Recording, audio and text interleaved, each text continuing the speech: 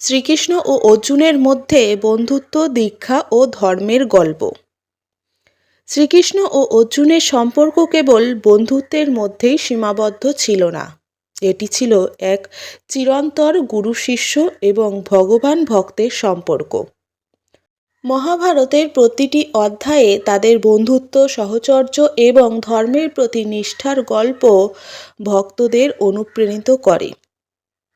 কুরুক্ষেত্রের যুদ্ধ শুরু হওয়ার আগে অর্জুনের মন ভীষণ দেবাগ্রস্ত ছিল।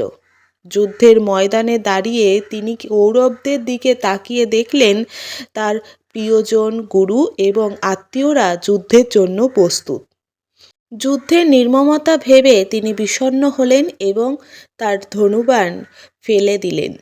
তিনি বললেন শ্রীকৃষ্ণকে, যিনি তার রথের সারথি ছিলেন, হে কৃষ্ণ, আমি কাকে হত্যা করব? আমার আত্মীয়, আমার গুরুকে? এই যুদ্ধের কি অর্থ? এই রাজ্য লাভের জন্য যদি নিজের পরিবারকেই হারাতে হয়, তবে এমন বিজয়ের কোনো মূল্য নেই।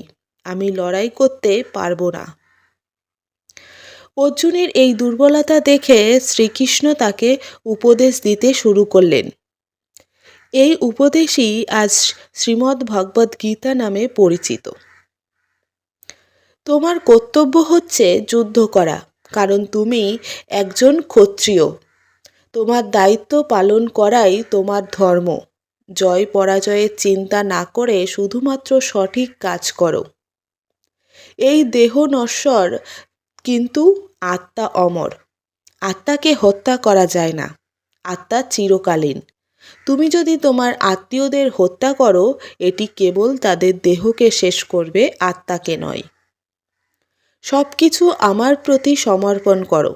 আমি সর্বত্র আছি এবং সব কিছু নিয়ন্তা। যদি তুমি আমাকে পূর্ণ বিশ্বাসে সমর্পণ করো, তবে তোমার সব পাপ মোচন হবে। শ্রীকৃষ্ণ অর্জুনকে বললেন, যদি তুমি অন্যায়ের বিরুদ্ধে লড়াই করতে দ্বিধা করো, তবে এটি ধর্মের লঙ্ঘন হবে। সত্য এবং ন্যায়ের পথে লড়াই করাই তোমার ধর্ম। শ্রীকৃষ্ণের উপদেশে অর্জুনের মনে সাহস এবং কর্তব্যবোধ জেগে ওঠে। তিনি বুঝতে পারলেন যুদ্ধ কেবল জয় বা রাজ্যের জন্য নয়, এটি ধর্ম এবং সত্যের প্রতিষ্ঠার জন্য। যুদ্ধ চলাকালীন শ্রীকৃষ্ণ অর্জুনের রথ চালক হিসেবে তাকে কৌশলগতভাবে সহায়তা করলেন। কখনো শত্রুদের পরিকল্পনা ভেঙে দিলেন, কখনো অর্জুনকে সঠিক সময়ে সঠিক সিদ্ধান্ত নিতে সাহায্য করলেন। সবচেয়ে গুরুত্বপূর্ণ মুহূর্ত ছিল জয়দ্রথ বধ, যেখানে কৃষ্ণ সূর্যগ্রহণের ভ্রান্তি সৃষ্টি করে অর্জুনকে জয়দ্রথ হত্যার সুযোগ করে দিলেন। যুদ্ধ শেষে অর্জুন শ্রীকৃষ্ণের কাছে কৃতজ্ঞতা প্রকাশ করলেন। তিনি বললেন, হে কৃষ্ণ, তুমি শুধু আমার বন্ধু নও, তুমি আমার গুরু, আমার ঈশ্বর। এই কারণে আমি সত্য এবং ধর্মপথ দেখতে পেরেছি। শ্রীকৃষ্ণ মৃদু হেসে বললেন, অর্জুন, আমি তোমার বন্ধু এবং সারথি, কিন্তু তুমি নিজেই তোমার কর্মফল তৈরি করেছ। আমি কেবল তোমাকে সঠিক পথ দেখিয়েছি। শ্রীকৃষ্ণ ও অর্জুনের সম্পর্ক আমাদের শেখায় সত্যিকারের বন্ধুত্বের অর্থ।